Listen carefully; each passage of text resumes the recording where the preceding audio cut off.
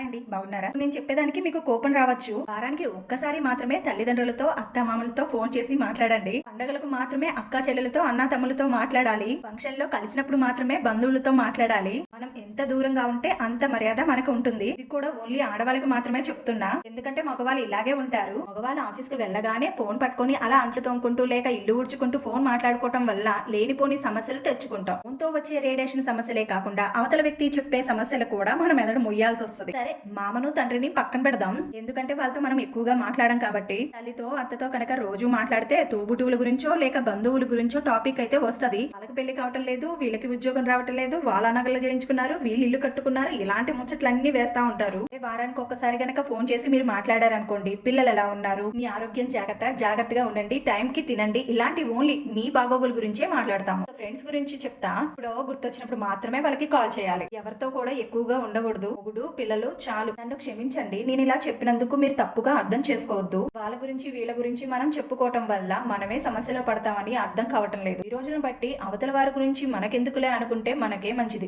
సరే, ఈ రోజు పెద్దది సగ్గుబియ్యం పాయసం అంది, చిన్నది పొంగలన్నం అంది. నేను ఎవరి మాట వినకుండా రెండు కలిపి చేశాను.